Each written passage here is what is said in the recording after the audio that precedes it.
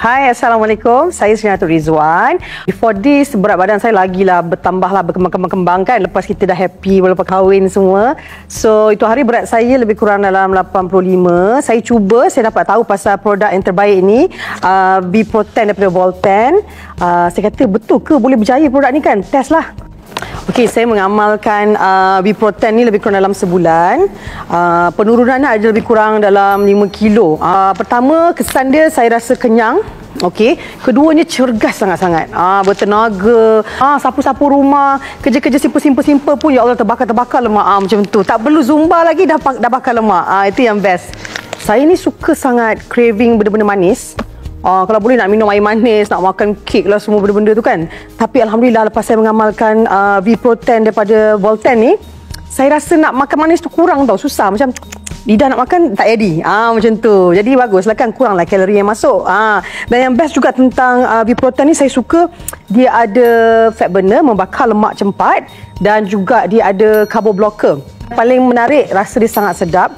Kita ni kan kalau nak ambil produk kurus mestilah benda yang sedap, betul tak? Hari-hari kita nak mengadap kan. So bila saya ambil memang best, rasa coklat dia memang padu pekat. Saya selalu pagi-pagi saya akan amalkan B-Proten ni satu sachet, saya gabungkan bersama dengan vitamin tau. Vitamin ni, you jangan ingat tu vitamin tu, bukan, ini susu sebenarnya. Okey, so ni susu vitamin daripada New Zealand. Suara sarang burung sekali dalam ni. Ada habatus sauda. So kita campur sekali. Lepas tu saya masukkan air sejuk dengan ais sikit. Saya shake. Macam tu. Lepas tu bila saya dah shake, saya minum. Sehari saya minum 2 kali lah. Pagi dengan malam. Okey, kenapa saya memilih Volten? Sebab pertamanya produk ni selamat. Kita nak ambil produk ni, kita kena pastikan produk selamat, betul tak kan? Ada kelulusan semuanya.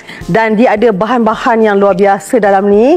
Iaitu kita ada hali hitam. Semua orang tahu kan hali hitam ni sangat power. Bukan saja dia membantu untuk naikkan metabolisme kita, dia mencantikkan kita juga, awet muda. Dan kalau contoh kan, orang yang ada sakit, kalau anda amalkan, walaupun nak kurus, tiba-tiba yang sakit-sakit tadi semua hilang. Contohnya, kebas-kebas badan lah, sakit-sakit kepala, urat saraf ke kan. InsyaAllah dia dapat membantu juga. Dan produk Volten ni, saya yakin sebab banyak testimoni orang lain boleh kurus, takkanlah kita tak boleh kurus, betul tak? Yang paling penting, anda kena yakin dan cuba produk ni. Memang terbaik.